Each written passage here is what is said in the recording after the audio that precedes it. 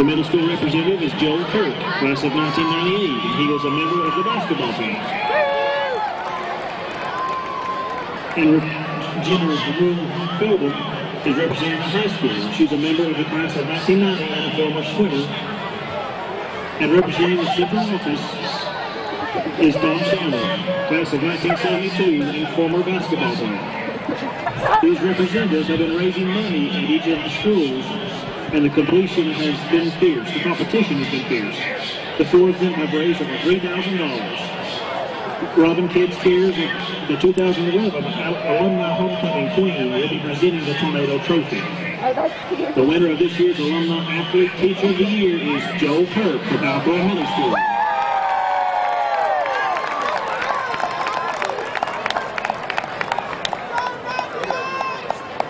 The Family Resource Center would like to thank the students, faculty, and staff of Alcoa City Schools, as well as the community, for all their support.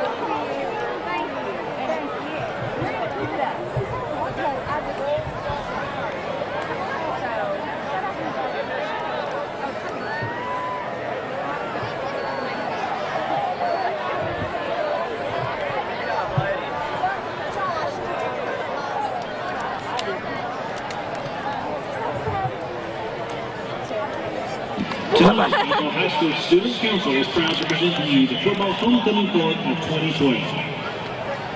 Representing the freshman class is Ms. Rasha Haley and Mr. Khalil Abrahamian. Rasha is the daughter of Annie Tippett.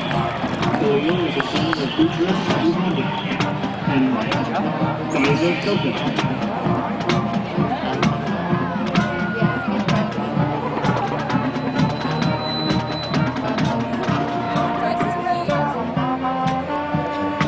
Ms. Rasha Haley and Mr. Khalil Abrahamian. Also representing the freshman class is Ms. Elizabeth Lauren Boyd and Mr. Redmond Walsh. Elizabeth is the daughter of Larry and Beverly Boyd. Redmond is the son of Patrick and Debbie Walsh.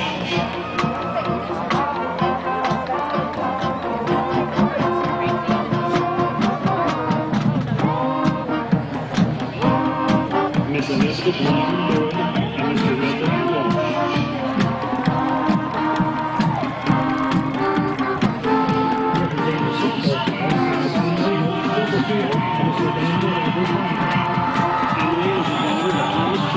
And Joni Dallas Stubblefield. Daniel is the son of Mark and Ryder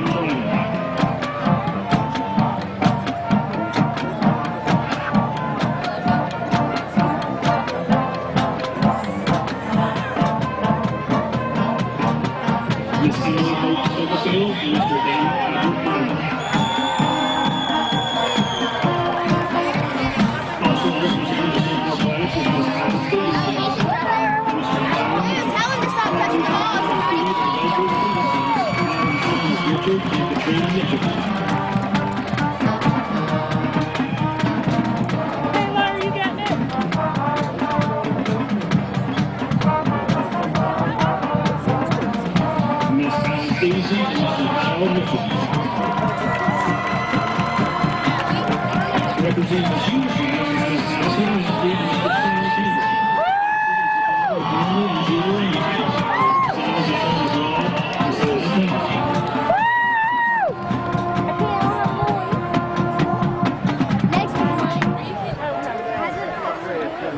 I know, she's so pretty. My best friend. Miss Allison Ramsey and Mr. Sam Campbell. Representing the junior class is Miss Taylor Newton and Mr. Malik Lane. Malik is the son of Robbie Lane and Marsha Brown.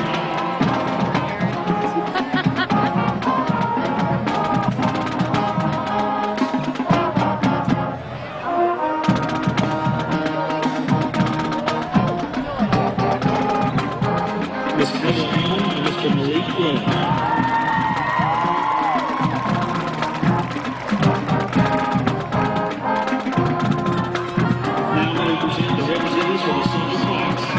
First two representatives are Miss Jessica Lynn Dunn and Mr. Ezekiel Willis Coco. Jessica is the daughter of Steve and Karen Dunn. She served as the first president of also and is now the historian. She is a member of the National Honor Society and a graduate of Charter Howard College Training. She is a member of Youth Leadership Club. She has been a member of Alcoa High School Tennessee for 4 years and is a member of SCA. She was accepted into Tennessee Tech University. Ezekiel Broyles Coco. Ezekiel, the son of Broyles Coco and Sonia John. He has been a member of the AHS track and basketball teams for 3 years and the Alcoa High School football team for 4 years. He is also active in Young Life. Miss Jessica Lynn Dunn and Mr. Ezekiel Broyles Coco.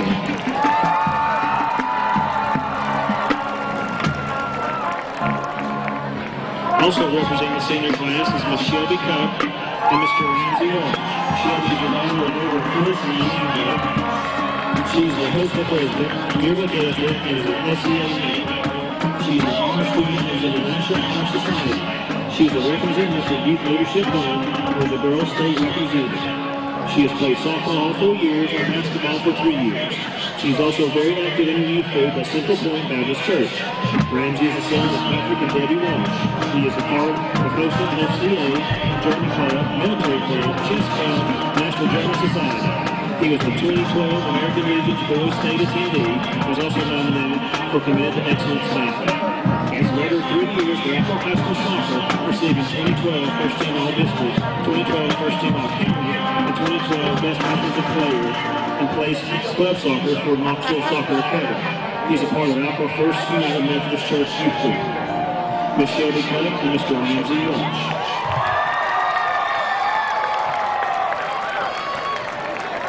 The third representatives of the senior class are Miss Nicole Jones and Mr. Mustafa Priest Anthony Jr. Nicole is the daughter of Martin Jones, class of 92, and Kelly Brewer. She's a member of Alcoa First United Methodist and is part of the Alcoa Seniors for 3 years. She's been an Alcoa High School cheerleader for 4 years and was an All-American cheerleader for 3 years. She's been in dances for 13 years and been a leader school of dance, so also been a member of Appalachian Ballet Company. She's in the National Honor Society and was asked to be a member of the National Society of High School Scholars. Mustafa is the son of Mustafa Anthony Sr. and Kareem Young Burke, class of 92. He has been a member of the Alcoa High School football team in all 4 years, as well as the basketball team for 2 years and the track team for 3 years. He is an honor student and is also a member of the National Honor Society. Ms. Nicole Jones, Mr. Mustafa Priest Anthony Jr.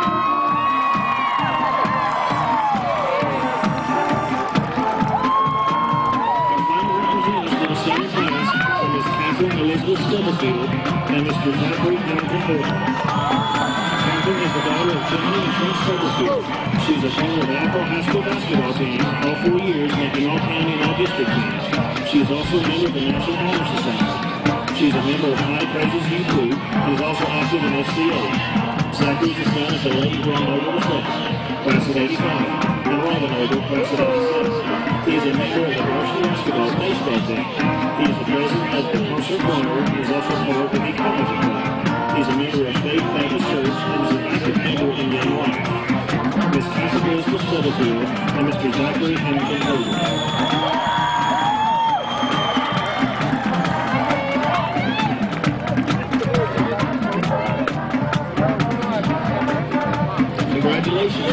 2012 football homecoming court. Let's have a round of applause for all the representatives.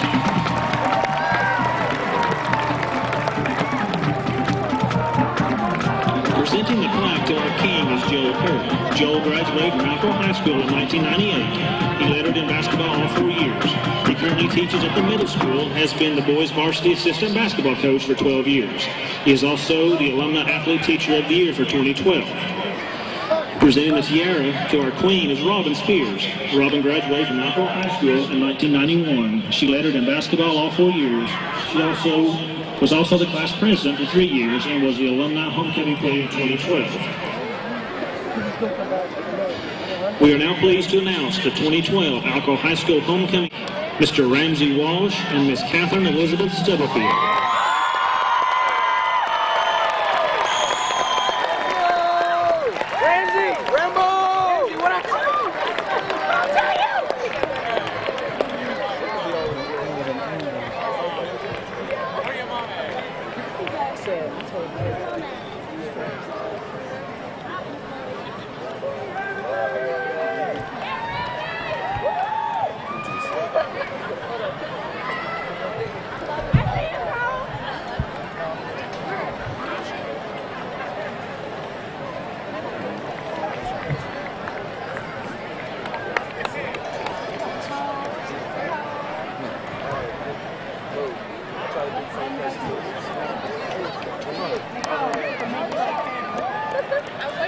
The 2012 Alcoa High School Homecoming King and Queen.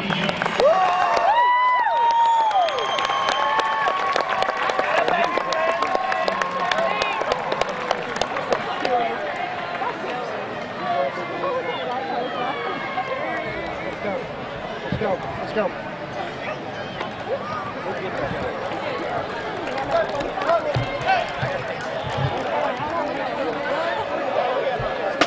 The Students' Council would like to thank Mr. Josh Stevens and the Alcoa High School Athletic Department, as well as Mr. Brian Edwards and the Alcoa Marching Band, and Mr. Mike Andrews for helping to make this presentation possible. We would also like to thank Bristol and Bragg Jewelers for supplying the tiara.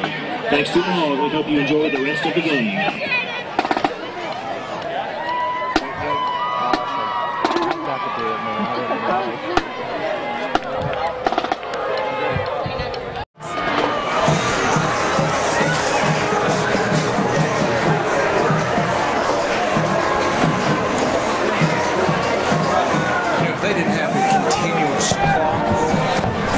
Second half when the score gets up here, I shudder to think how bad it's going to look because, Austin East took the ball to start. Ran probably about 5, 6, 7 plays. Turned the ball back over to Alcoa with about 10 minutes left in the third quarter. And Alcoa's pretty much kept the ball the entire third quarter on this drive. And I think there were some penalties in there that kind of bounced took a lot of time off the clock.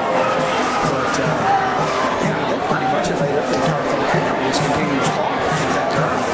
Marty, I think that was one of the things they were trying to fix is some of these lopsided ball games we've seen over the years. Alcoa playing Lenore City around 5 or 6 a few years ago, back when I was a freshman or sophomore in high school, and ran up the score on Lenore City, I believe, hit in the 90s back when Dustin Lindsay was playing football. And I think so. They're just trying to prevent things like that. But still, even with continuous clock, you're seeing some of these games still get pretty out of hand. So just like you said, if the clock would have still been going and not run continuously, who knows where this score could have gone. Well, they kick the ball to Jaquan Williams, and he is unable to hold on to the football for the second time in the game on the kickoff return. It bounces through his hands into the end zone. It will be a touchback. Austin East will get the ball on the 20-yard line, and that is where we will begin the fourth quarter here at Alcoa High School. The game you're talking about, I remember that now. That was a playoff game against Gatlinburg. And it was like 92 to nothing because they didn't have the continuous clock rule there. And the defense scored probably 5 or 6 touchdowns on interception returns and fumble returns. But, it was just, I remember the game very well. They had 13ers in it, and the 13 was scoring at will. And that was bad. It was really bad. And you know, I don't mind the continuous clock, especially when games are like this. And when you get beat 55-6, there's really no need to. There's no need to continue the game going the way it's been. Yeah, you're right, Marty. I think the only time the continuous clock hurts a team is when you have a team that's, you know, there's some teams that are able to pull off those comebacks. You don't see them very often, but sometimes that can be detrimental to a team. But in games like this, you just really want to see for both teams the clock just run out. They have what, a 35-point lead before the continuous clock kicks in? 35 points, yep. Well, they have a backup quarterback backing the game now for Austin East. That's number 7, Keyshawn Johnson. He fires the ball down the field, and he completes it to number 11, Greg Crenshaw. A great throw by Johnson. And a good run by Crenshaw as well as they move him down the field across the 50-yard line, across the 40, and now at the 35 is where Austin East will have a new fresh set of downs. Yeah, he just ran a little drag play across the middle, hit him in stride, and great job actually by Austin East by giving him time to throw. Great job by the quarterback, and a little bit of good downfield blocking by the other receivers. Well, a lot of the backup players in for Alcoa now as they're trying to let them get some action and some work. He drops back, doesn't see anything. Johnson decides to take it up the middle and run it on his own. A little shake and bake here, but a good run by the quarterback. He's going to pick up about 8 on that run. So, Austin East, I mean, I know we've got some second teamers in now, but they're starting to move the ball a little bit and maybe getting a few things to at least work for them. They can start building on that for next week. And Marty, as you said, first year for head coach Brian Pankey, 0-3 to start off the year, but as we said, it's going to take time, and it's players like this that you really have a chance to build your program upon. Keyshawn Johnson, a sophomore quarterback for Austin East, and a good chance to compete for the starting job next year. A very athletic quarterback and really able to make some things happen for the Austin East team, and it'll be interesting to see how his team comes back next year. Jaquan Williams, the starting quarterback, is a 6'2 junior, 6'2" junior, and then you have Keyshawn Johnson, a 5'10" sophomore. But if anything, if you don't have him at quarterback, put one of them at receiver or one of them in the slot position, because you've got another athlete you could use in this offense. Oh, yeah. You know, he's got great speed and great hands, great footwork. So, yeah, they've got a lot to build on. They really do. You know, they've got some good athletes. They've got a decent team. They're really just young and adjusting to a new system, which is what's really going to hurt. Well, they hand the ball up the middle to Devin Williams.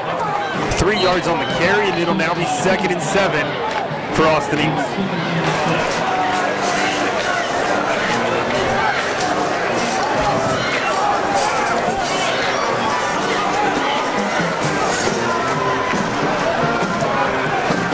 Johnson under center with split backs behind him.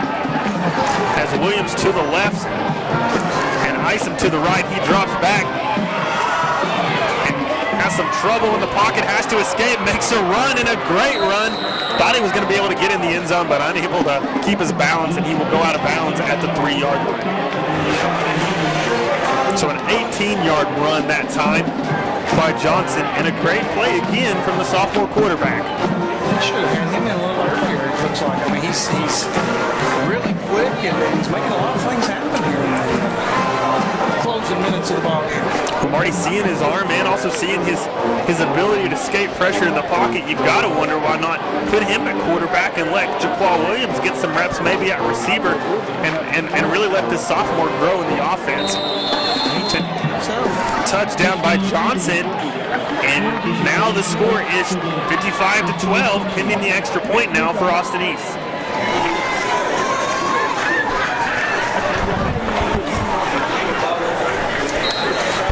I'm not seeing a kicker coming. Looks like they may go for 2, Marty. Here it goes. All right, kicker now in the ball game.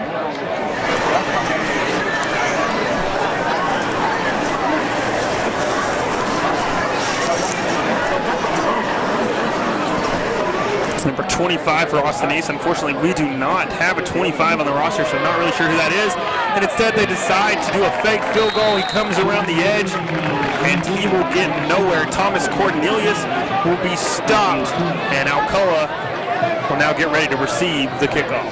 That must have been a design to run from the start. He never even attempted to put the ball on the tee or anything else. He just caught it and took off with it. So. Marty, it looks like they even have their second string in now to do the kickoff return. Maybe some of their JV players now in the ball game for Alcoa. Let them get some reps and get some practice now with 8:14 left in the game. Well, and they really need to, because you never know, like we talked about earlier, you never know when somebody's going to get hurt, and you have to go to one of these kids in a close game situation. And, you know, when you look at the schedule that's coming up for Alcoa, I don't know what kind of team Scott County's got. Greenville's always tough. Kingston's always tough. Fulton's always good. And, of course, we know CMK how tough they are. So, you know, getting reps is very important for these younger guys, because you never know when you're going to need them. A lot of sophomores and juniors in right now for Alcoa. Back to receive is number 24, Sean Love. Number 28, Matthew McClurg. And also number 9 for Alcoa, Israel Pate. The ball is up, and it looks like Sean Love will receive the kickoff. Takes it around the right side, has a hole, and finally gets brought down by number 45 of Austin East, but there's a flag a few yards back. Yeah, it's probably going to be a hold or a block in the back, given where it was thrown and where it's at. And that's exactly what it is. They're going to flag out for a hold. You know, they've got a lot of penalties tonight. They really have. I mean, more so than what we're normally used to seeing from Alcoa. I'm sure that's something they will be working on a lot in this next week of practice, as Alcoa looks to try to wrap up this ball game with 7:34 and counting, as we are under the continuous clock here in the fourth quarter. Alcoa leads Austin East 55-12.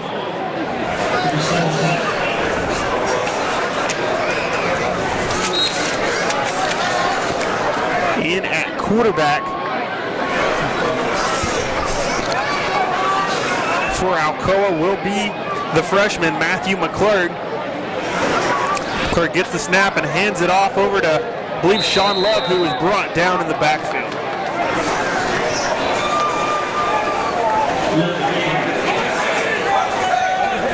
Heath, I believe we've gone to clock management mode now.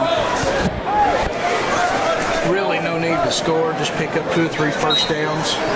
Let the clock continue to run, eat those seconds up, and get out of here without anybody getting hurt. Get ready for Scott County next week. Well, now 2nd and 12 for Alcoa. McClurg under center. McClurg gets the snap and pitches it to the right to Sean Love, and Sean Love with nowhere to go, brought down in the backfield for even a bigger loss. It'll be, I believe, a 3-yard loss in the play, and now 3rd and 15 for Alcoa. I believe Alcoa's punted all the money, haven't they? No. They haven't.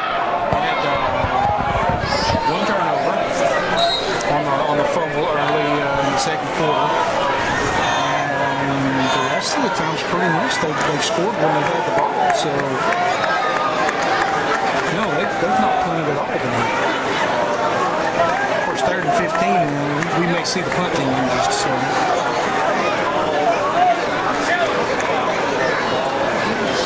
McClurg turns and pitches it this time to the left-hand side to Love. Love finds a seam. Looks like he may get a first down. Nope, they're going to stop him short. He did get a good gain on the play, but it'll now be 4th and around 5 for Alcoa. Great run. I thought he was going to break loose there for a second. And the punt team will come onto the field for the first time tonight.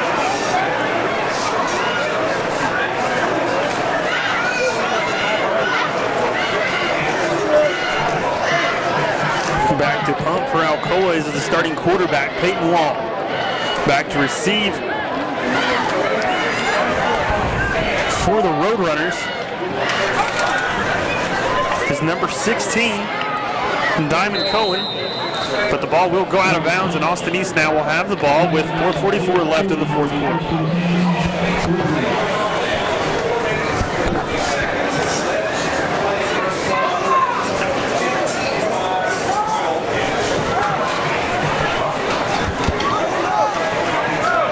Marty, it looks like we may end this game with Austin East either having the ball or Alcoa running maybe 1 or 2 plays, but this clock is running down quickly. And we're down under 4 minutes and 20 seconds now. And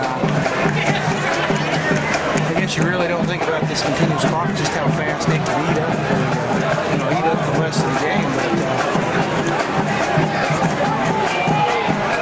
it's moving very fast, Steve. Moving very fast. It is. Johnson turns and fires over, almost intercepted by Alcoa. Incomplete, and now second down for the Roadrunners. Yeah, he might very well take that one to Southfield if he caught that. He was in great position, and I don't think he was expecting the ball to be right there as quick as it was, and just wasn't able to hang on to it.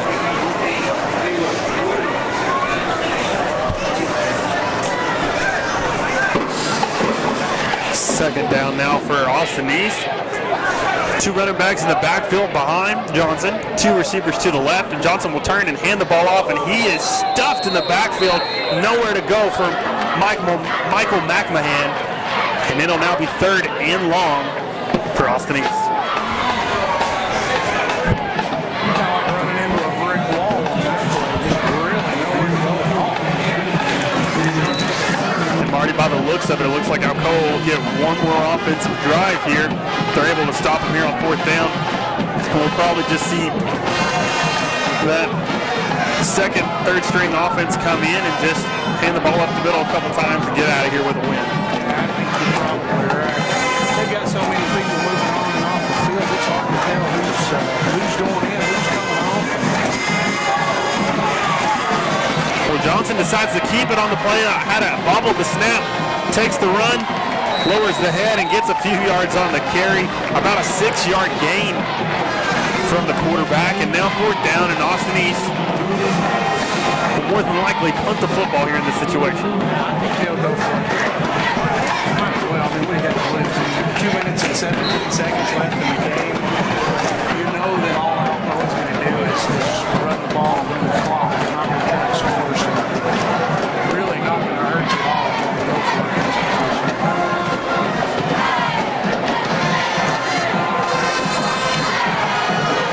Johnson definitely getting some good game experience here at quarterback.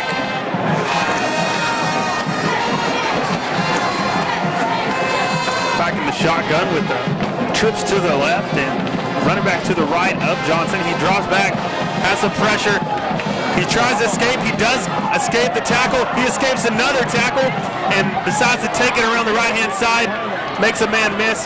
Gets past the chains, but doesn't get past the 4th down marker and will not get a first down. But a great job by the young quarterback. He was locked up 2 or 3 different times and was able to get away. There's a penalty flag down about the 44-yard line. Other than that being a hold on I call that a face mask.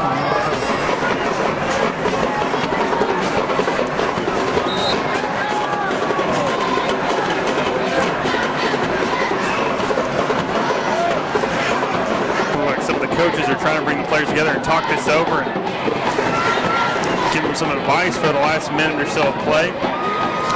But Marty, there must be a reason they gave Keyshawn Johnson, number 7, little Michael Vick-esque with that last play. Just, he showed a little earlier, the second half, he's got a little arm on him. He can throw the ball.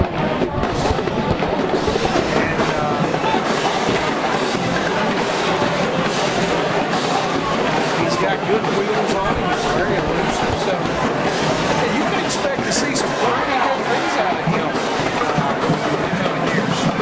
I think, Marty, my biggest question is, after seeing some of the play of him tonight, why have we not seen him earlier in the ball game? Some of the plays he's making, it's the kind of player you need to put in the offense. And they will throw another flag this time on 4th down as they pitch the ball out to the left-hand side, but the refs throw a flag in the backfield. It'll be a false start on Austin East, and that'll move them back with the clock running, 41 seconds left to go. He's false start, not the penalty, and put the ball to Alcoa. I tell you, the fingers long, they're not even going to have to snap.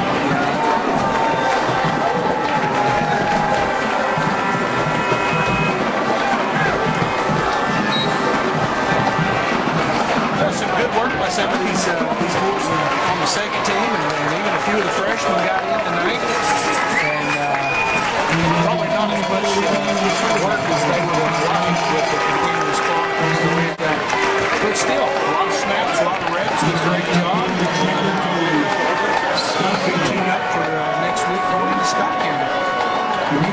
Well, a few things to work on here and there for the Tornadoes, but overall a great ball game here at Alcoa as Alcoa wins this one 55-12 over Austin East. I'm Heath Dunkel alongside Marty Wallace and saying so long till next.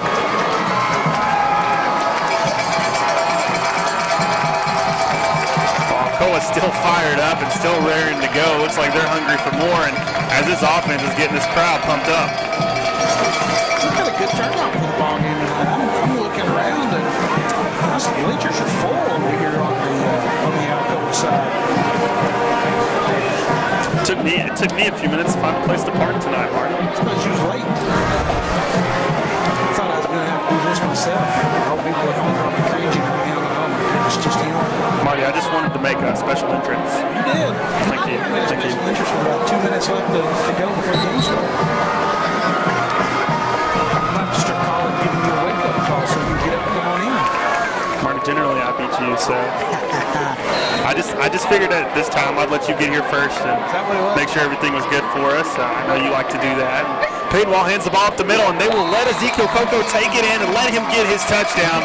And now Alcoa with a 26-0 lead, pending the extra point. Pretty much just like the other touchdowns, he pretty much just walked in. I mean, the offensive line is just blowing some unbelievable holes in this defense, and you're really running through it pretty easy tonight. Wall is back to kick again for his 4th extra point of the ball game, and this one is good. And your score now is Alcoa 27, Austin East 0. And if there was any trouble before, he's routed the ship now, kicking that football. If you had to run past Coach Rankin after you missed one, you'd right the ship too. I know we talked about this kind of laughed about it a little bit last week, but he made that first one, he runs right past the coach. He misses that second. He went as far away from Coach Rankin as he could get. He didn't want nothing to do with Coach Rankin after you missed it. You make them, you run past it. You miss it, you go to the other end of the field. Marty, with Alcoa kicking the ball off deep last time, do you think they're going to kick it again to Austin East and see what they do with it, or do you think they're going to try to pooch the kick again? Up 27-0, and the offense struggling the way it is for AE. I think I'm just going to beat it. Even if they run one back, the game's not really that close anymore. And your special teams needs to work. They're not going to pooch kick everything this year, so I think he's going to beat it. Well, the kick is up for Alcoa, and he will boot it deep. And caught around the 1-yard line is Jaquan Williams. Jaquan Williams will take it around the left-hand side, and a big hit Boston East, but they will throw a flag on the play, and that'll bring them back. Yeah, I'm not too sure about that. He's going to call that a hit in the back. That actually looked like a pretty good block. That AE player, he had Ezekiel Coco in his sights, and I'm not the ref, I'm up here in the press box, but you could see that one developing for a good 2 or 3 seconds and looked pretty clean. You're right, Marty. A great hit by Dayton Matthews of Austin East, the 6-foot, 180-pound senior. But unfortunately, it will be a penalty. Will bring Austin East back, and they will now have the ball at the 6-yard line. The coach for Austin East is not real happy. I really don't blame him. He really negated a pretty decent run. You're taking a run that had them out around the 32, 33-yard line, and now they're back on about the 6. Well, it looks like they have taken another timeout, and they are going to talk things over as they're trying to right the ship and figure out what to do here. And offense, they have just been stagnant. The first 3 drives for Austin East have been punts and have not turned out well on any of those for them, as Alcoa has got the ball and scored on all 4 drives. You know, Coach came over. I'm looking through some of our notes here. The coach over at Austin East is Rankin. Of course, 0-3 in his first year as head coach over at Austin East. He's been an assistant coach over at Kingston for years, and this is his first year at Austin East. First year actually as a head coach, and I hate it for him. He's kind of having a rough time this year to get the season started. I think it's one of those things too, when you have a new coach, a new system, and a new way of doing things, it's going to take some time, and you have to be patient with that. And sometimes it just takes a while to build things up and find the right kind of players to fit his system. Well, you know, you're always going to have, like you said, those growing pains. And they graduated a lot of seniors last year, so I'm sure that's not helping any. I've not looked at the roster. I don't know how many seniors they have this year, but you're right. New coach, new system, lose a lot of seniors. I mean, you know, you're going to have some growing pains with all that. Well, Williams drops back and doesn't see anyone open. Runs back into the end zone, ends up throwing an interception. Caught and ran in for the score is number 34, Lonnie Lewis of Alcoa. But Marty, there's a flag on the play. That's going to be against. I'm not sure. He's pointing every which way. He's pointed toward Alcoa, and he's pointed toward Austin East.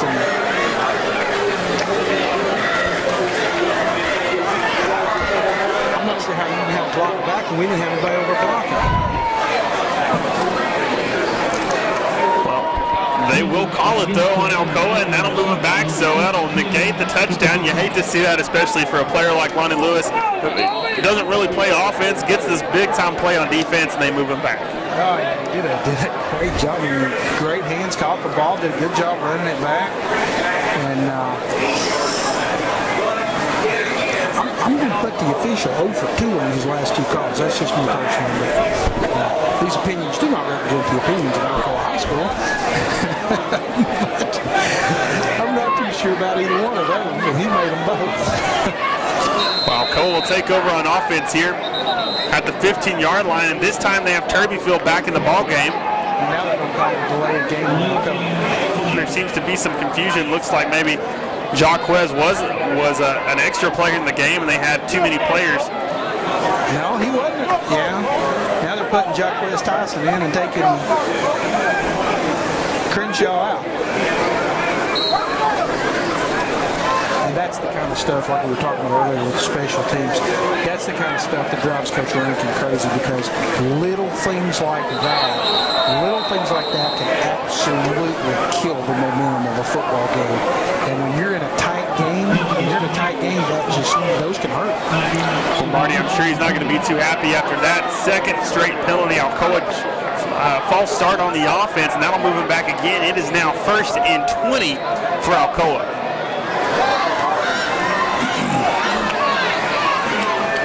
And now they'll bring Crenshaw back in and take Jacquez back out. And Peyton Wall will now come back in the game at quarterback.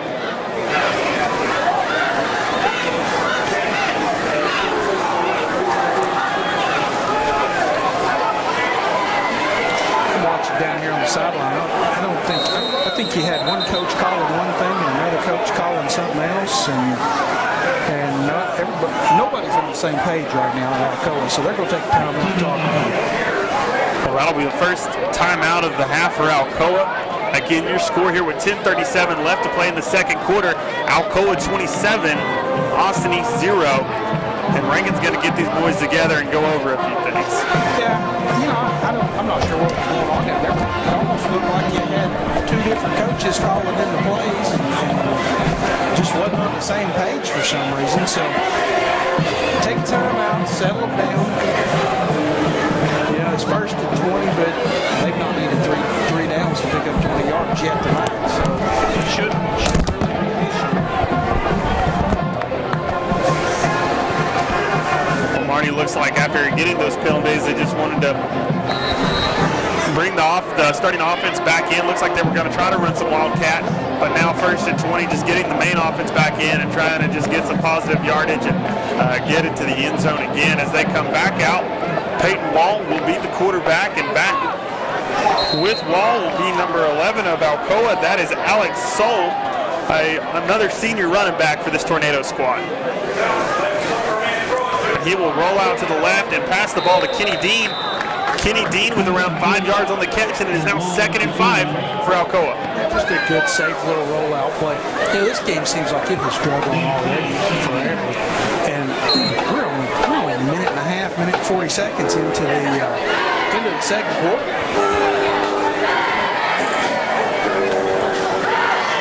Alcoa looking to, you wonder if they're going to try to run any more big plays or if they're just going to try to nickel and dime it and just kind of let this clock roll out even though we're early in the ball game. Just kind of let some of these other guys get some work and just run the ball up the middle and see what they can do. But a big run right there from Malik Love, and Malik Love cuts here, cuts there, and is now in the end zone. Touchdown, Tornadoes. Yeah, had some great blocking down the field. Kenny Dean was down there blocking for him, and who else was that down there? Dalton would be down the field with him, so it's just that the speed out card just kills you. Just kills you. Austin Wall is back for another extra point. The kick is up. And it is good. And now your score here at Alcoa, 9:51 left in the second quarter. Alcoa 34, Austin East 0.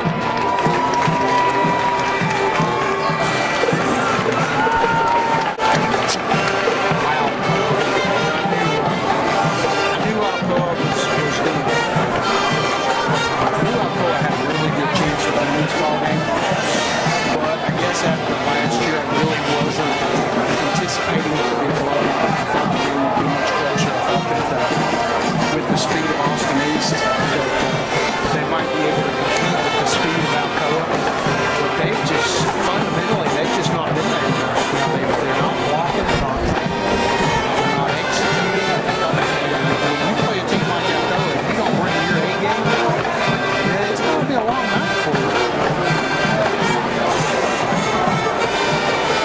So far, Marty, the score is not looking pretty. Kind of looking like some of the college football games we saw this weekend. You ever seen a formation like this where they leave that much real estate in the center of the field? No, an interesting kickoff return unit out there for Austin East, and they will kick it deep, and the ball was almost caught, but bobbled and then dropped into the end zone by Devin Williams, and now that is Austin East will now get the ball at the 20-yard line. That's where they'll take over. Yeah, they decided to kick the ball deep. They're not gonna mess around with this little pooch kicking and all that stuff anymore. But that was interesting. You know, that would have been real easy to have an onside kick right there in the middle because they had three guys split far to the left, three guys split this side, and there was 20, 25 yards in the middle of the field wide open. You're right. Almost like they didn't have enough people out there or something. Well, they hand the ball off this time, and he bounces out to the right side. That's number 31, DJ Carvin. And Carvin will get some positive yards on the carry. Around 4, it's now 2nd and 6. Coach has started putting in a few of his second teamers already. I see number 49. That's John Riley McLaughlin's in. And, he's a junior right now, showing on the second team depth chart. And you still got Coco and Toby Field and most of the starters, but it's kind of like we were talking, starting to kind of place a few in here and there. up the middle again to Carvin, and it looks like he's not going to get very far on the play, as Alcoa's defense has been very stingy up the middle so far in tonight's ballgame.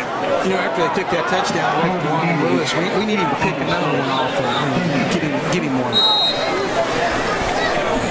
I feel bad when they take them away from those defensive boys. They work so hard, and then they get something good like that, and then they take it away from them.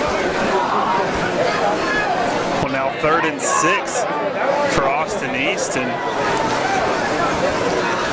Shaquall Williams will come in with the play. In the backfield for Williams will be Carvin and also number 5, Chris Carter.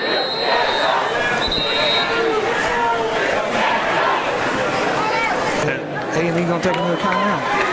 And that'll be their last timeout of the first half with 8:15 left in the second quarter. Your score here, Alcoa 34, Austin East 0. Austin East really taken off in this ball game so far tonight. Alcoa scored on all 5 drives that they've had the football, and Austin East punted on the first 3 and was intercepted on the last one. Alcoa, a great job defensively so far, really keeping the Roadrunners in check with 2 sacks so far in tonight's ball game. And on offense for Alcoa, so far the touchdowns have come early and often, as Alcoa has really been able to handle the Roadrunner defense. You know, I hate to say they've run through them like they're not there, but they almost have. They pretty much have run and thrown at will. And the defense of Austin East really hasn't had an answer to slow them down or stop them anymore. Well, Austin East will try to see if they can change things up here and get a first down and start to move the football and find something that works on offense for them, as they have split backs in the backfield. And Shaquall Williams will decide to take it and roll out to the left. Throws it low, and not a very good throw by Williams. He's unable to get his shoulder squared and make a solid throw. It'll now be 4th down, and Austin East will be forced to punt the football again. He had Caldwell streaking down the far side, but I don't think he could have thrown it to him if he'd have wanted to. The way he was rolling out, he couldn't get anything on the throw. Marty, as a quarterback, when you're unable to get your shoulder squared when you're rolling out of the pocket, it really limits what you're able to do. And not only that, but him trying to take any time to turn across his body and make that throw probably wouldn't have happened, as he had Ezekiel Coco hot on his tail trying to catch him and make another sack for that Alcoa defense. Now 4th and 6, and Austin East will punt the football. This one's going to be returned. And it's returned by Turveyfield, who then hands it off on a reverse to Mustafa Anthony. Anthony around the left side. Anthony with some room to run, and he's going to use that speed and bounce his way down, and they will finally knock him down and out of bounds around the 3-yard line. Yeah, I don't see any flags either, so this one's going to stand. Great downfield blocking, had the wall set up great, and this Roadrunner defense just really doesn't have an answer for anything that Alcoa is doing tonight.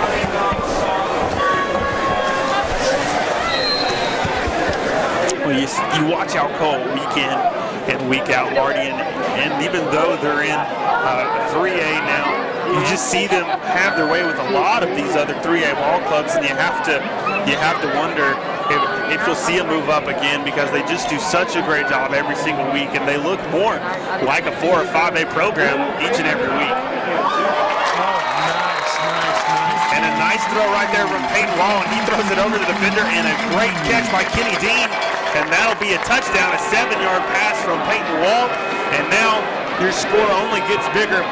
And your score here so far now, Alcoa 40, Austin East 0, with 7:47 left in the second quarter. Austin Wall is back to attempt the extra point. Yeah, they were really pleased. The defensive player was really pleading his case over there that Kenny pushed off. But I'm not sure that the defender even saw the ball coming. There was a great throw, went right over his head. Kenny waited until the last minute to throw his hands up. And I don't think the Austin East player ever even looked for the ball.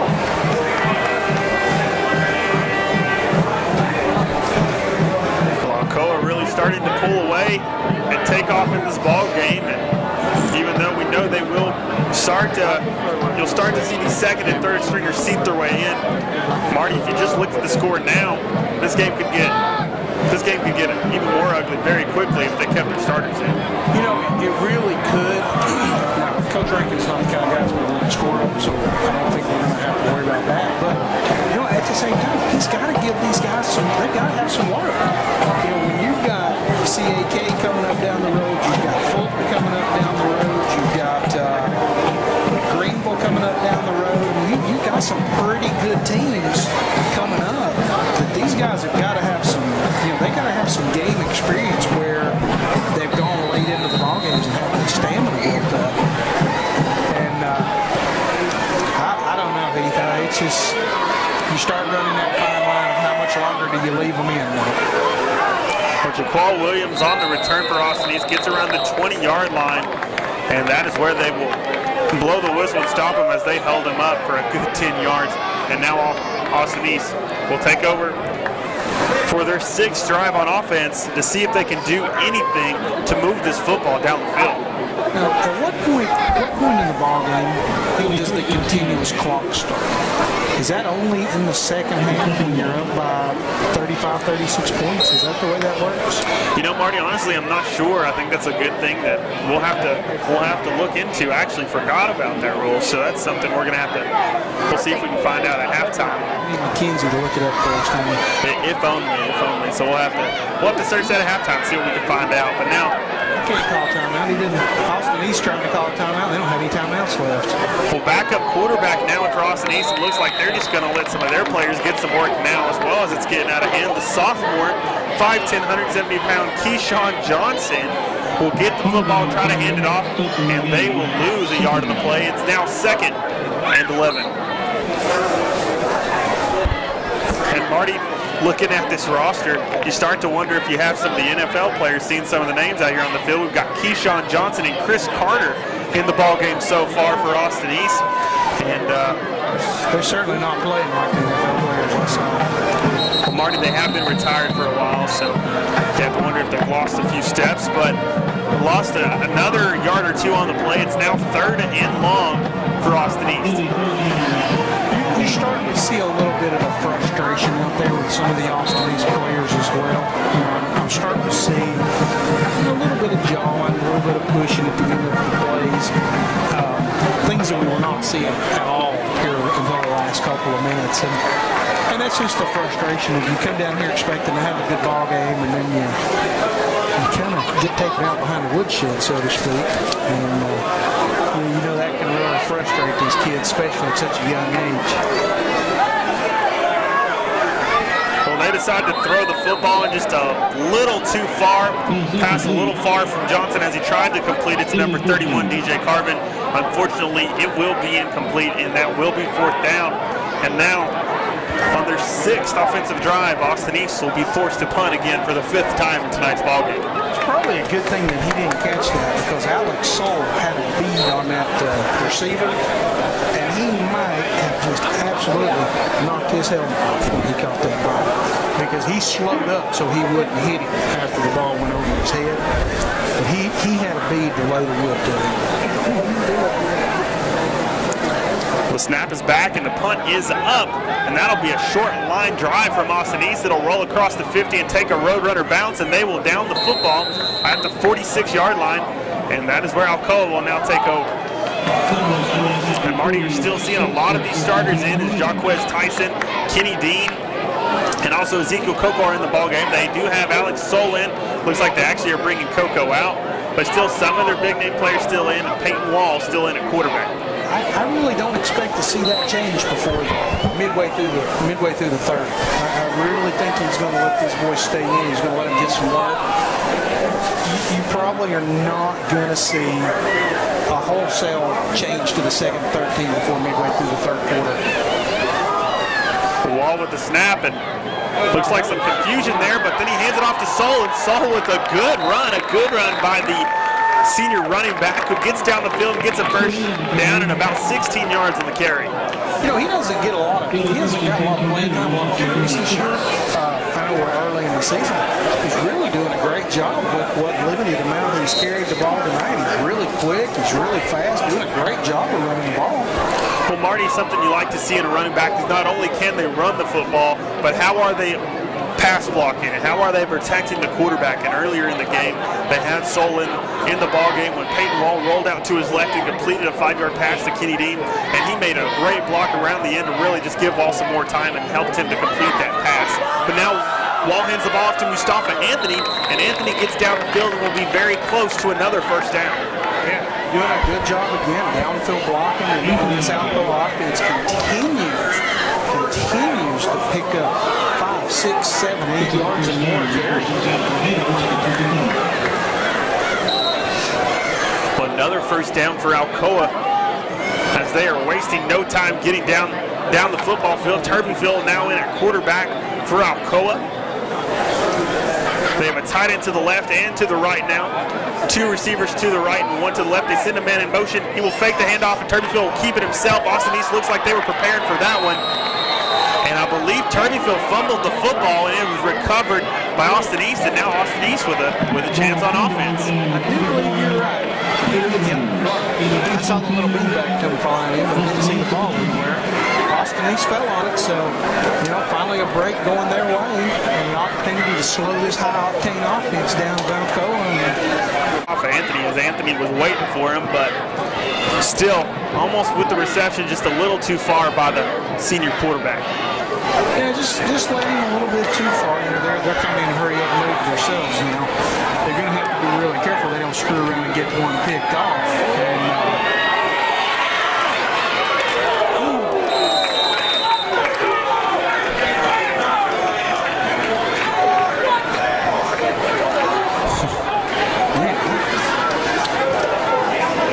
Well, looks like he will get a first down, and that'll be a first down for Austin East with a minute left. I'm not really sure. Coach Nick's fired up in the game. Did somebody do something on this? I don't think he's happy about them letting that quarterback get outside of containment and get in that first down, and he's letting them know about it. Okay, just getting outside the pocket. I wasn't sure what it was, but he was all over somebody.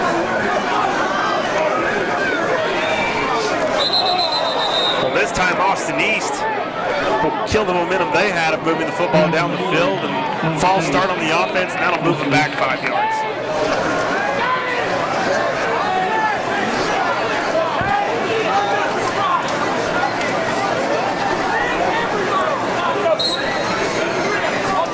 It is now 1st and 15 for Austin East with 59 seconds left in the second quarter. Your score, Alcoa 48, Austin East 6. The Roadrunners come up to the line now, and they will be in the shotgun as Jaqual Williams at quarterback. To his left is number 11, Greg Crenshaw. He drops back, and Crenshaw just misses the block. They get into the backfield and bring Williams down, and if I was Austin East, Marty, I'd just let that clock run. I would if I was Austin East, but with 7 down and that much real estate, now I guess you kind of throw salt in the wound. I had to take a timeout for some points, see if I couldn't put some more points on the board, but I guess you don't want to insult the injury here at the same time. Well, 2nd and 24, and this clock is winding down the first half. 24 seconds and counting now. Williams in the backfield again at quarterback with Isom to his left. He turns and makes the throw. The pass is complete to Devin Williams. Williams will get a few yards on the carry, but that's probably going to be about it as this clock is winding down and we're about to end the second quarter. Yeah, I don't think Austin East has any desire to play, and Alcoa is going to be content to let the clock run out. Go to the halftime period at 48-6, and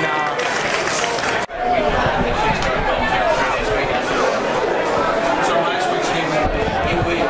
That is 2 weeks behind. Well, no, they run like 3 games in a row. See what I'm saying? But we got like 8 hours a week. They got 12 hours. We got 12 hours. 6, 6, 6, and 6. Well, now we're getting ready to start the third quarter here at Alcoa High School. Your score, at the beginning of the third. Alcoa 48, Austin East 6 as Alcoa will kick off to start the second half. The ball is kicked and caught by number 4 of Austin East, Jonah Caldwell. Caldwell brings it around the left-hand side. He fumbles the football, and it looks like it may have been recovered by a tornado before it went out of bounds. I think they're going to give it back to Austin East. Yeah, they're going to give it back to Austin East. I thought you were right. It looked like one of the guys from Alcoa fell on it, but nobody got excited when they gave it to Austin East. So. Well, Austin East will now get to see if they have fixed a few things from the first half, and we'll see what they do here on offense. Marty, a very dismal first half from the Roadrunners, unable to really get anything going at all offensively. Yeah, they just really never could find the rhythm, Heath. They never could get anything going, get in sync on anything, passing or running. And they need to get something going quick, or they're going to be in a lot of trouble. But Jaquan Williams feels the pressure, has to escape to the right-hand side of the pocket and ends up throwing the ball out of bounds. It'll now be 2nd and 10, and probably a smart play right there from Williams. Yeah, all the receivers were well covered downfield. He really had nowhere to go except for out of bounds. And it really, like in the first half now, these incomplete passes really slowed the pace. So we're really going to see some time start to eat off here now. Well, the snap to Williams, and he will pitch the ball to Devin Williams this time, who brings it around the left-hand side. Will get around 5 yards in the carry, but there's a flag in the backfield.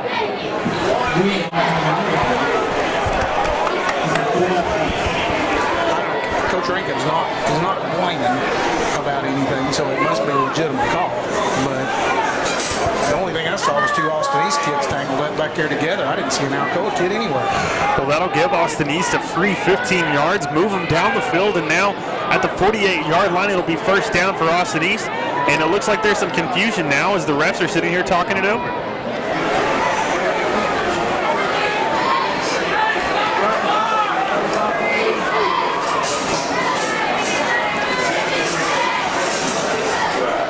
Marty, I think I'm with you. I think I'm confused altogether about what this is really about, and it looks like now they're going to move them down even farther. I tell you what they've done. The original 15 yards they marked off from the original line of scrimmage. Then they went back and marked off the 15 yards from where the end of the play was. So it ended up, instead of being a 15-yard gain, basically, it ended up being a 22-yard gain.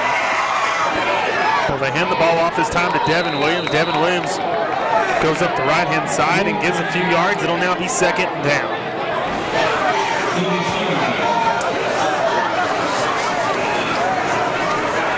I'm still not really sure what they called down there, though. I didn't see anything. I haven't heard anybody talking about anything. Well, an interesting call, but Austin East has been able to now get the ball down the field. 38 yards to go from the end zone. We'll see what they do here on offense. 2nd and 8 for the Roadrunners. They hand the ball off this time to number 11 as he bounces it around the left-hand side and is finally met after a few yards.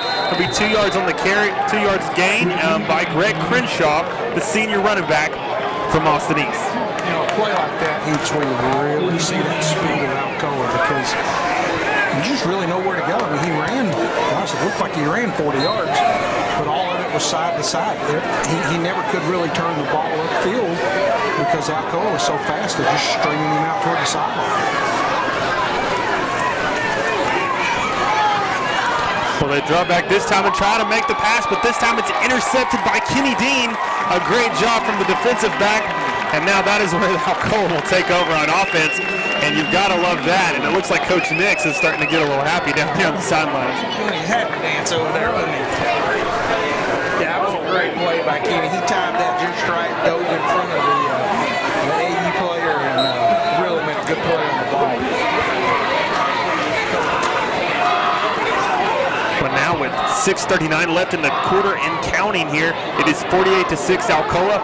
Peyton Wall still in the ball game with trips to the right. Peyton Wall back in the shotgun, drops back and fires one, and the pass is dropped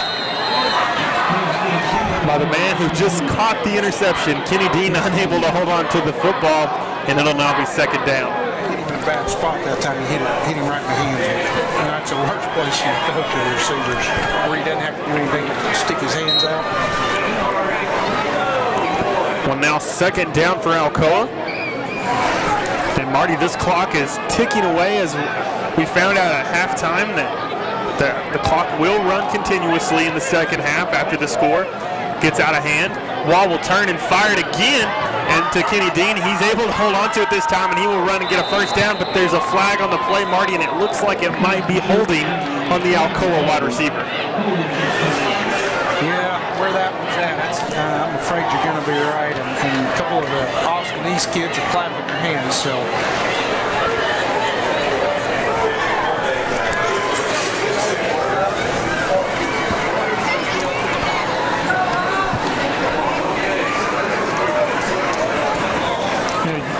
To see those silly penalties and stuff like that, but really this all this slowdown, these penalties, this marking time off the clock, and really the only thing it's doing is killing Austin East, because with the continuous clock, and you're eating 30, 40, 50 seconds off every time they're stepping off a penalty and resetting the ball.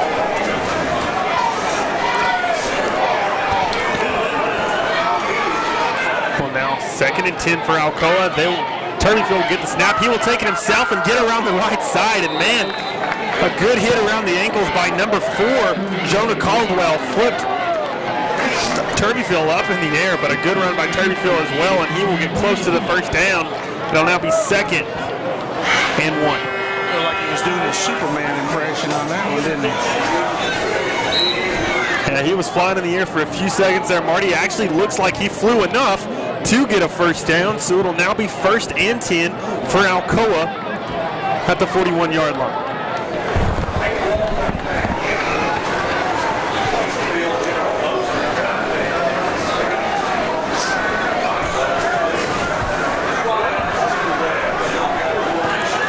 Two receivers to the left for Wall. He turns, pump fakes, decides to keep it, and there will be nothing. A great job by the defensive line of Austin East, and it'll now be second down.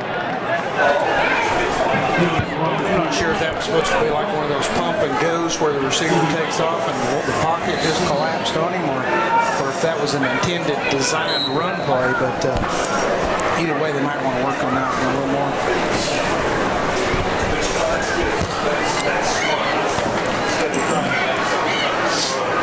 Now second down for Alcoa with two receivers to the left, Kenny Dean and Malik Love out to the left for Peyton Wall.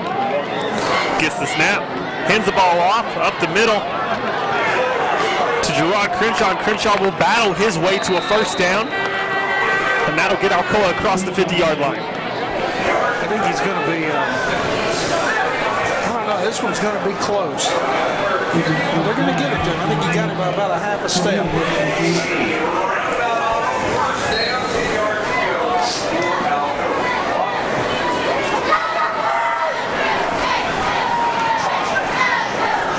People in the stands are starting to hear him yell, stop the clock, stop the clock. I think they don't understand the whole continuous clock thing here when the score gets out of hand in the second half. Well, Turbyfield will keep the ball again, and he will battle his way through the line. He will get close to the first down. It looks to be around second and 2, actually second and 3 for Alcoa, a 7-yard gain from Turbyfield. And it looks like, unless they put Wall back in, it looks like they may be continuing to run the Wildcat.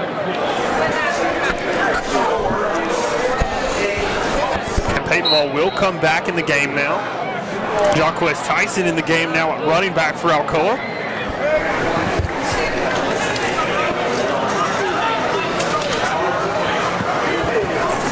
Also in the backfield is Thomas Loy and Caleb Birchfield here for Alcoa, and they hand the ball up the middle to Tyson. Tyson bursts through, spins off a defender, tries to break a tackle, and they finally bring him down, but that will be a first down for the Tornadoes. Had that heavy meat package in the back that time, didn't they? That was a load coming out of the backfield.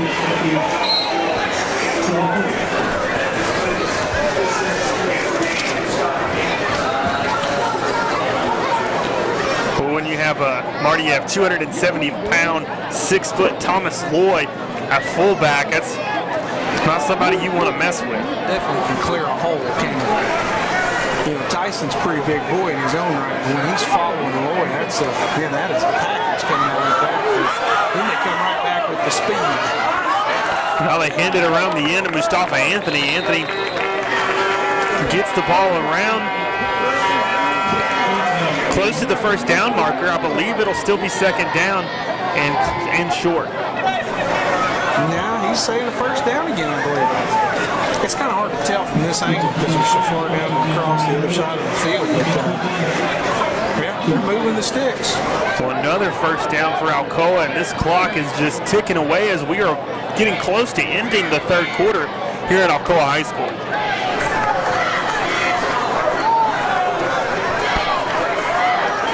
Trips to the left now for Alcoa with Malik Love in the backfield. Peyton Law turns on the pitch and pitches it out to the left-hand side.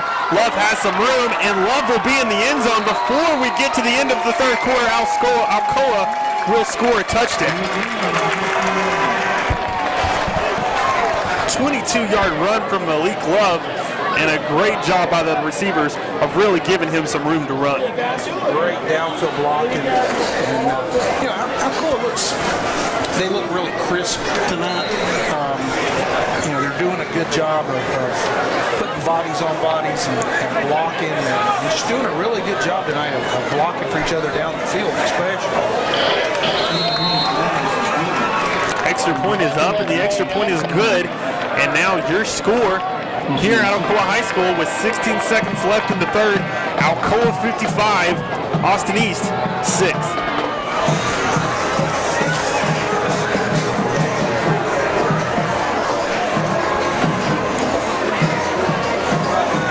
They didn't have a continuous clock in the second half when the score gets out of hand.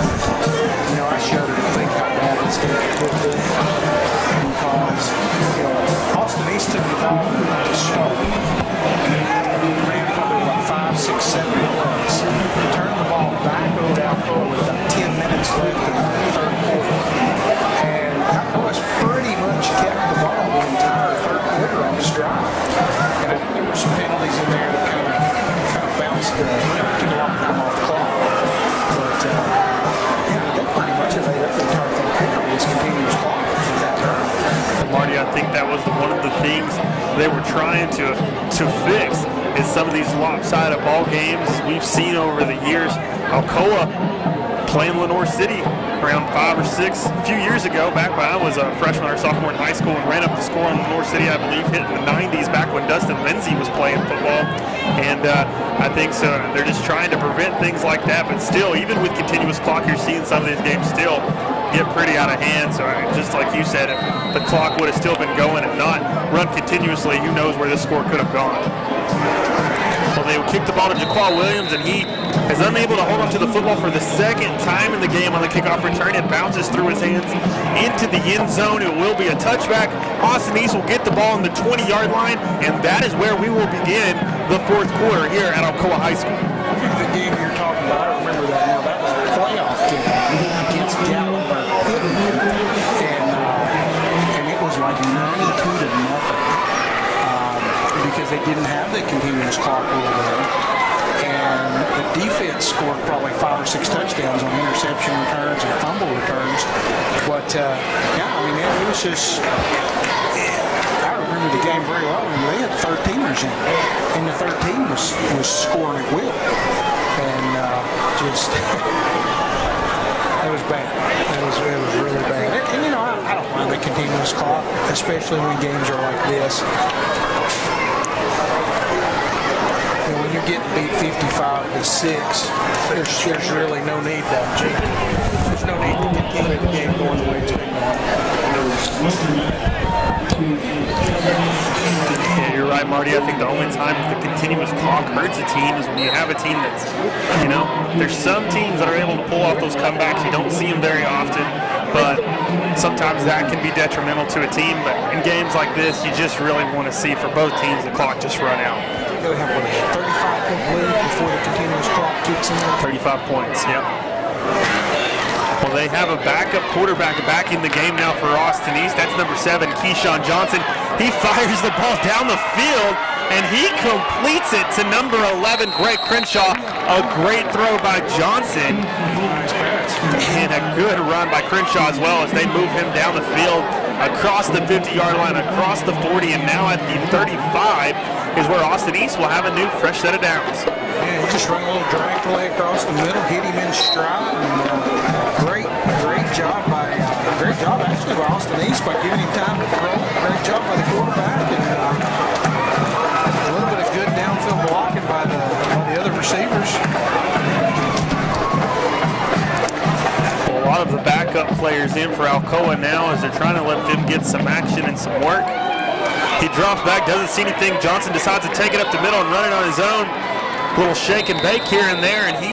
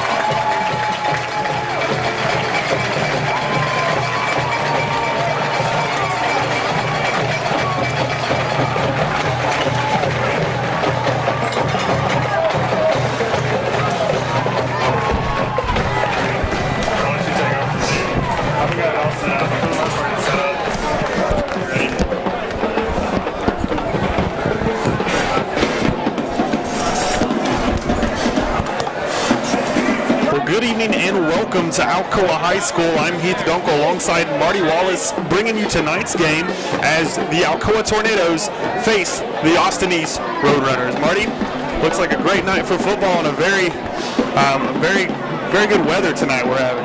Yeah, the storms are not supposed to move in until later tonight. We've got clear skies all game night long, so we're in good shape, Heath. We shouldn't have any effects of the weather, which I think they had last year, and caused Alcoa a lot of trouble last year during the game. But sunny skies tonight, and we're almost ready for kickoff.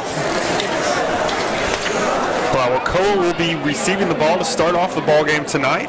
Alcoa coming off a win last week, a very good win last week for the Tornadoes.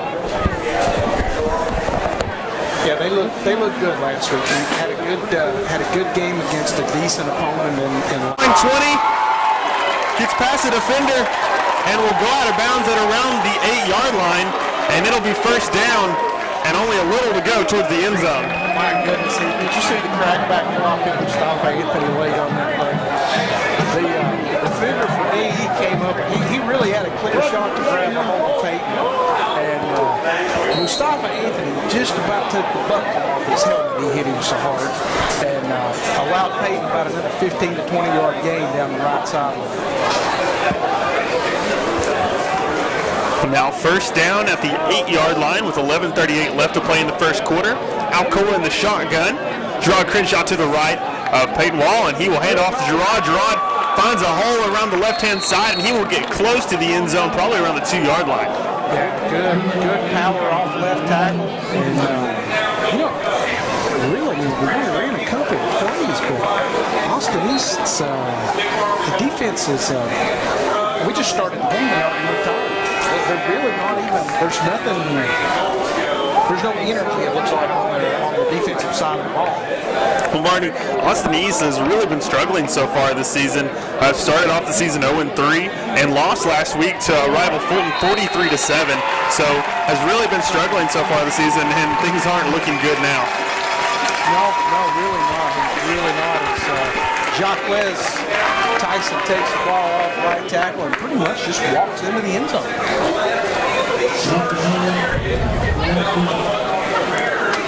Well, now to kick the extra point for Alcoa will be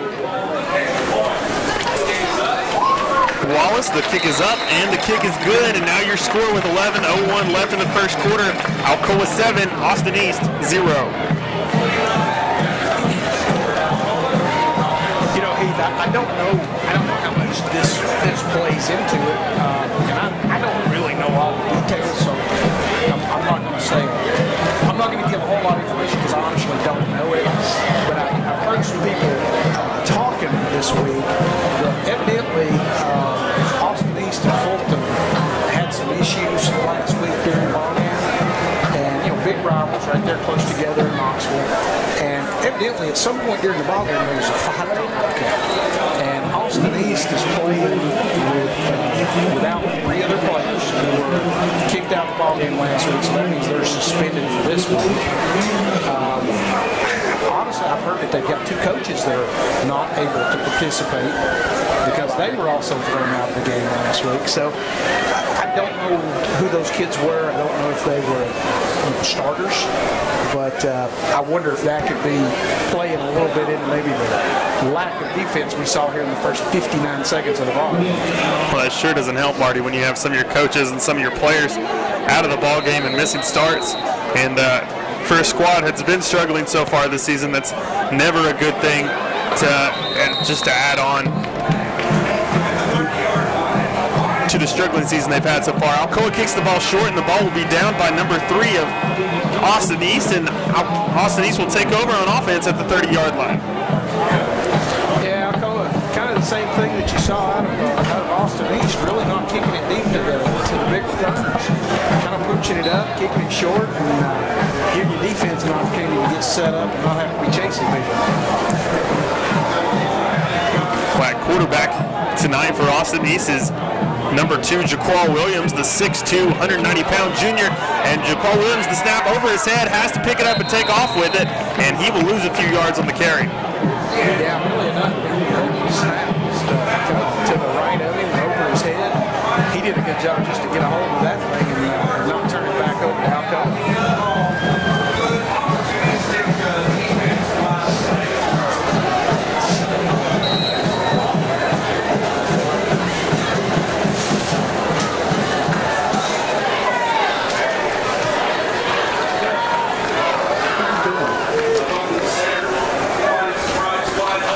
Austin East will drop back and roll around the edge, and Jaqual Williams is sacked in the backfield by number 6 of Alcoa, Jordan Ferguson.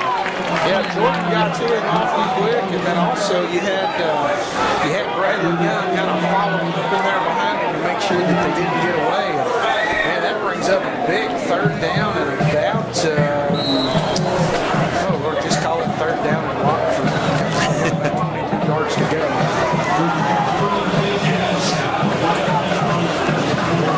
Hey, you just really not looking good right now. Just mistakes, lack of energy, no blocking, just really not looking that great at all. We're going to have to see if they can come up with some sort of offense, because Alcoa's coming and they're ready to play some ball tonight, especially to get some revenge on last year's game, as Alcoa lost last year to Austin East. Down again, Well, another sack in the backfield, and now it'll be 4th down for Austin East, and they will have to punt the football with 9:43 left in the first, and Alcoa with a 7-0 lead, and things aren't looking good so far for the Roadrunners. Yeah, that was James Hawkins got back there, fought off his blocker, and really just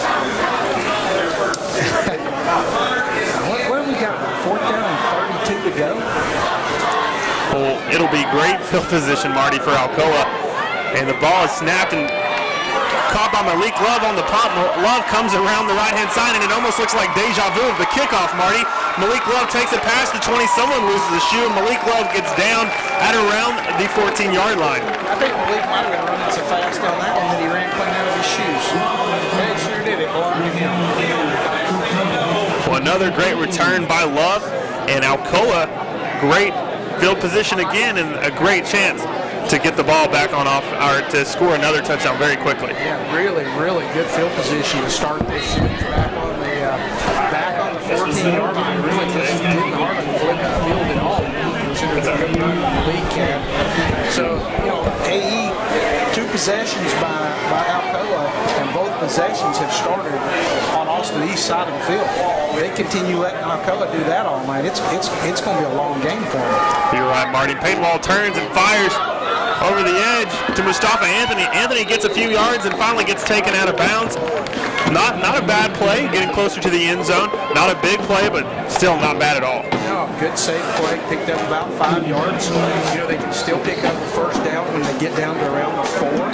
So, you know, you don't have to be in a big hurry. You don't have to go for all of it at once. And really give the offense an opportunity to just kind of settle in and maybe play with a few things here, because they're well within field goal range, and you know, giving them an easy opportunity so far tonight. Well, now 2nd and 5 for the Tornadoes, and he hands the ball up the middle to Gerard Crenshaw, and Crenshaw breaks through and is going to be very close to the end zone. He was dragging and stretching, but I think they got him about 1. Well, they're going to down it just short of the end zone, so it'll now be 1st and goal for the Tornadoes.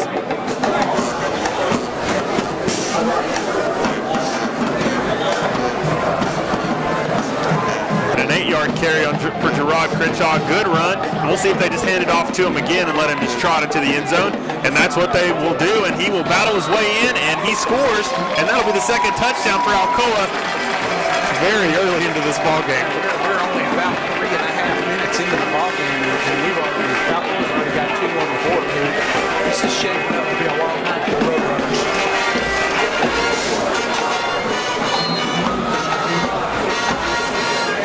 Wallace back to kick again for his 2nd extra point of the ball game. Kick is up, and it'll bounce off the right side of the goalpost and will be no good. So you're scored now with 8:32 left in the first. Alcoa 13, Austin East 0. Yeah, it really looked good. He stepped into it, did everything right. He just pushed it a little bit to the right, hit the goalpost, and bounced it off. Coach Rankin is not a happy camper. Coach Rankin pays very close attention to detail, and always important fundamentals are always very important to him, so I'm sure even the little things like that are not going to sit well with him no matter what the score is. You know, the importance of special teams can make or break the ball game. And you know, I'm not going to go ahead and jinx them, so to speak, but the way AU is playing, it's going to be very hard for Alcoa not to win this ball game. But in a game like this is when you get in a lot of practice, you work on those details, you work on those fundamentals, and you don't want to do something stupid and you know, it's going to cost you down the road in a big game. Well, Alcoa decides to kick an onside kick of their own and kicks it really short to AE and bounces it up. Goes over the first line of the return team and recovered by Austin East, and they will down the ball at around the 38-yard line, and that is where Austin East will take over for their second offensive drive.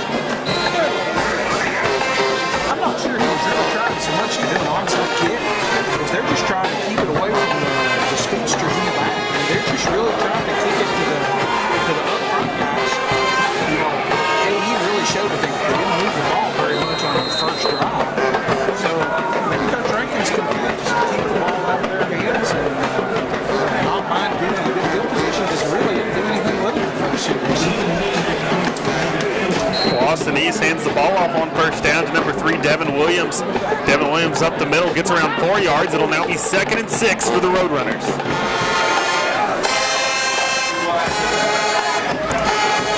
Hands the ball off again to Williams, and Williams will get blasted by Landon Turbyfield as he tries to gain a few more yards, but he will go nowhere. Big stick. He looked like he was going to try to bounce out a little bit there, but Landon was having none of that. Williams was able to gain 1 yard on the carry, but not very much, and it is now 3rd and 5 for the Roadrunners.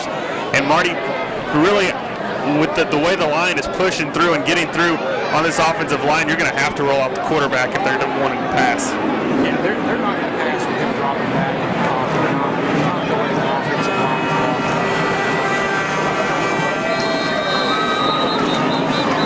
dropping. Looks like the offense will jump early, and that'll be a false start on the offense, and we'll move them back, and just as they were starting to get some positive yardage, they lose it. Yeah, not good. Looks like the right side of the line decided to move a little quick.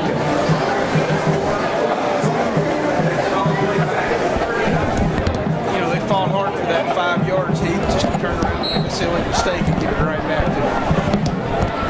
It looked like Jonah Caldwell, the receiver out there for Austin East, just got a little too excited and ready to go. Maybe the ball was coming to him and just jumped a little too soon, but it'll now be 3rd and 9 for the Roadrunners.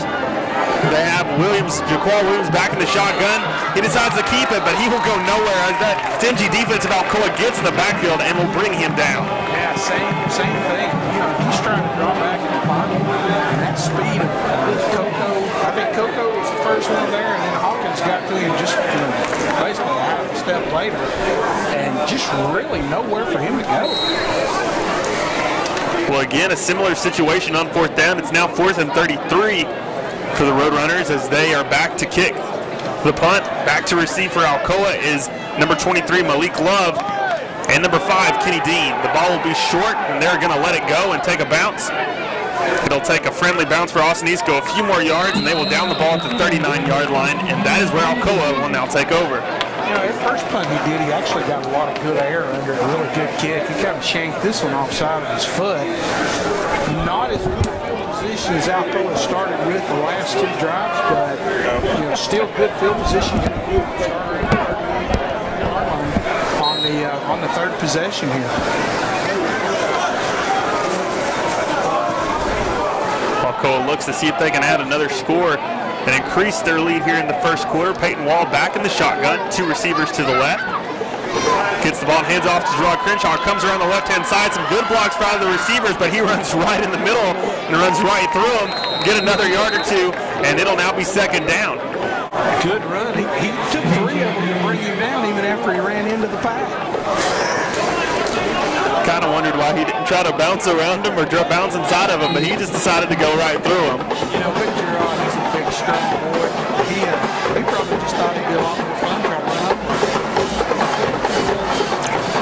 Well, a 9-yard gain on the play from Crenshaw, and it is now 2nd and 1 for Alcoa. They brought Turbyfield in at quarterback in this play. Looks like they may be doing some sort of their wildcat formation now with Turbyfield.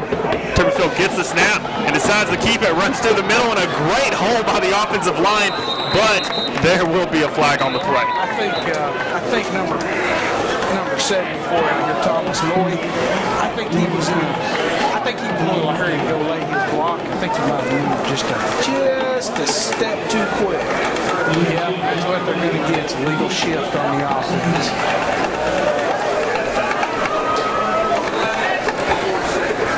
Well, that'll move the Tornadoes back a few yards. And it'll now be 2nd and 6 for Alcoa as Peyton Wall returns into the game.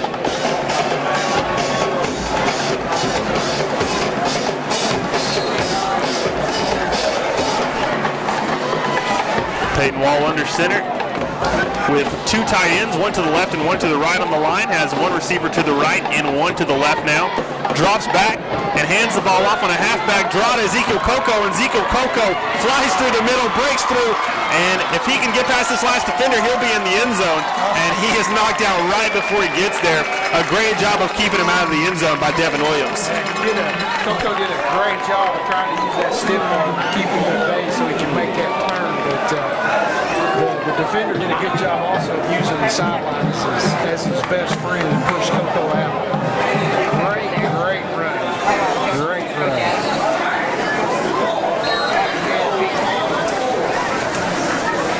Well, now it'll be first and goal with about 4 yards to go for the Tornadoes as they bring in the heavy set in the backfield. Looks like the Maryland formation now, as they've got the big men back there. Back at fullback is big 74 for Alcoa, Thomas Lloyd, but they decide to throw the football, and Peyton drops back and they trick the defense, throw it over the defenders, and a wide open Jordan Ferguson with the touchdown.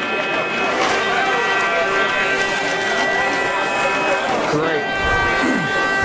Sorry, I'm all tangled up in cords and wires and everything else here. He has a great play. Used that play action to kind of freeze the bounce and allowed Ferguson to slip out over to the left side. And he made sure he let the miss out. Wallace kicks, and the kick extra point is good. A great job by Alcoa so far in this ball game with 4:56 left to play in the first. Alcoa 20, Austin East 0, and things are not looking good for the Roadrunners. No, not at all. Not at all. You know, they've struggled, Heath, all season. I was looking back through their stuff here. You know, they're 0-3. They lost to West. Now, West's got a pretty good team, but they lost to West 31-15 at home. They lost 35-14 to Powell at home. And then took a real whipping last week over at Fulton, 43-7. So, you know, they just really don't seem to have a whole lot of offensive production and really don't have a whole lot of defensive stopping ability either. So it could be a really, really long night for the Roadrunners. Marty, you hate to go into halftime as a ball club down by 20, but you're only in the first quarter and they're already in this hole, so we'll see what kind of hole they have to fight back from, especially near halftime. But Alcoa has already done a great job to start off the ball game, and now they kick the ball off down the field, and they will kick it deep this time and see what he does. Jaquan Williams gets the football and will bring it down the field, and it will get turned out around the 16-yard line as he runs out of bounds, and Austin East with a long way to go.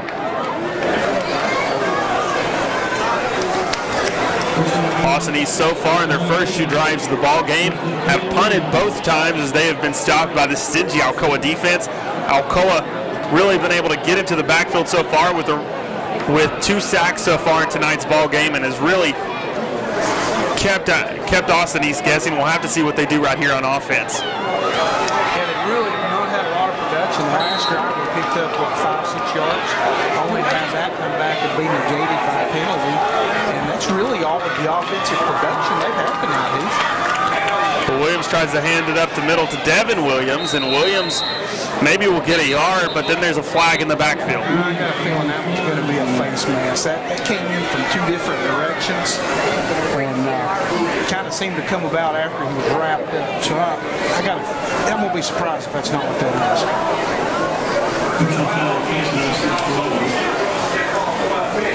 Yeah, they're going to get a big one. They're going to call this one a personal foul. Face mask, so it's gonna give them a 15-yard on top of that one. They finally got a first down. Well, Austin East with a little help from the Alcoa defense now has the ball at the 35-yard line. They'll drop back and make a quick pass around to the left-hand side to number 11, but it will not get to Crenshaw as Williams will throw it over his head. Yeah, that was just it kind of looked like a lame duck out there floating. He really had plenty of time to make that throw, but he rushed it so quick that he didn't seem like he had a grip on the ball. He just, as soon as he took the snap, he just turned and swung it.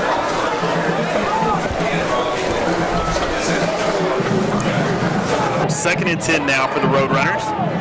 Two running backs in the backfield, two receivers to the left and one to the right for AE as they drop back and hand the ball off to Devin Williams. Devin Williams with a nice run, able to bounce around the right-hand side, gets past the first down marker and gets a few more yards. First down for Austin East. He was able to get outside the tackles that time and get away from that inside corridor of the Alcoa defense and pick up some positive yards. But I'm not trying to give any coaches any ideas, but that's about the only way they're going to pick up any good yards tonight is they're going to have to get outside the box and they're going to have to run outside the tackles if they want to pick up anything positive. Well, now first down at the 48-yard line. Devin Williams gets the snap, hands the ball off to the fullback this time, and he will go nowhere. The ball was handed off to number 27 of Austin East, and he will be pounded in the backfield. Yeah, it kind of came right back to that, trying to run it up the middle again where all that meat's at. And that was actually number 23 on the carry. And Asayatan Isom on the run, and he will be stopped for no gain. It is now second down. You know, Alcoa's really got a big front. You know, they've got Corey Long who goes 257. They've got Miles Holmes who's listed at 236. I mean, they've got some meat on that front line. It's a little hard to run inside on this thing. Well, Marty, they proved it again. They tried to hand the ball off to Devin Williams, and he was stuffed in the backfield. Lost 2 yards on the carry, and now 3rd and 12 for Austin East.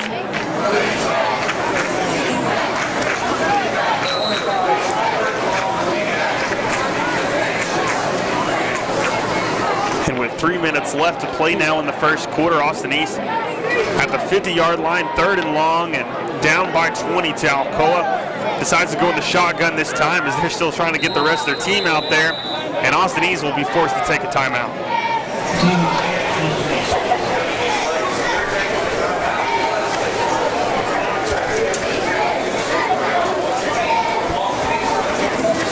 You know, Heath, looking back at last year's games, you know, they went up to A&E favored last year and really got it handed to them. You know, Austin East pulled out the win 24-7 last year. Alcoa, I think, turned the ball over like 6 times, you know, threw a couple of interceptions. If memory serves me right, you know, we had over 300 yards in offense. I don't think A&E had 100, and they still beat us by 3 touchdowns. So, you know, a big reversal of last year versus this year. I think last year, Alcoa, anything that could go wrong did. And this year, you know, they came more prepared to play. And AE's the one that seems to be having all the trouble. You're right, Marty. And as you talked about, special teams play such a key role in these ball games. Sometimes can be very important in ball games like these, and that was the case last year as Alcoa really just gave up most of their yards from the special team standpoint. Austin East, I believe, with 2 kick return touchdowns last year, and really helped them take off in that ball game to beat the Tornadoes. But so Austin, it looks like Alcoa tonight is really paid a lot of attention to that, and they've done a good job so far, not only on that, but on the offensive and defensive side of the ball. Knocked the ball down right there on 3rd down as Devin Williams, or Jaquan Williams, was trying to make the pass. It'll now be 4th down, and Austin East will now punt again. Big Jordan Ferguson got up in the air and knocked that one down, and forces another punt. Well, snap is up, and the punt is out, and a short punt. Not a very good punt by Austin East, and it'll be downed. He's going to net 3 yards on the punt. Well, not a very good kick for the Austin East punter, and just another thing that's gone wrong for them so far in tonight's ball game. I can't say anything. I can't kick one of those balls in. He really kicked that first one he kicked on the first punt that Malik had such a really good return on. I mean, he really got a lot of leg into that ball and probably sent that one 35, 40 yards. But the last 2 really just does not look good. He's just not getting any leg behind it. Well, they hand the ball this time to number 24. Sean Love, and he will get around the right-hand side, and he will get, I believe, a first down for Alcoa. Yeah, I think that's Malik's cousin. That came in this year, and he's listed as 5'5", 142, but he looks a little bigger than me. Well, taller. I'm not sure he looks bigger than weight. Well, everybody looks smaller. Well, a great run by Love on the play. That was an 11-yard gain, and it'll be first down again for Alcoa. And this time, no one in the backfield. As they send Mustafa Anthony in motion, he will fake the handoff, and Wall will decide to keep it himself up the middle, find some room to run, and he will get a good amount of yardage, and that'll be another first down. You know, for the most part, Alcoa's pretty much running whatever they want to run, and really being able to pick up positive yards. The Austin East Roadrunner defense really just not putting up a lot of, I hate to say not putting up a lot of competition, but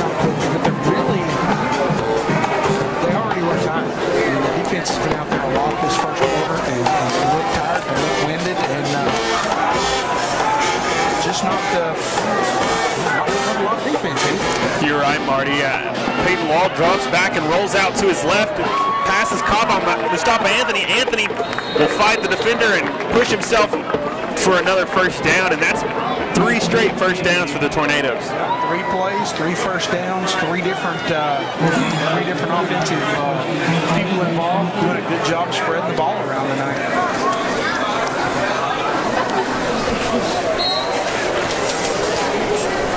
Alcoa has a chance now with 1:53 left to play in the first quarter to maybe put some more points on the board before we even get to the second quarter, Marty.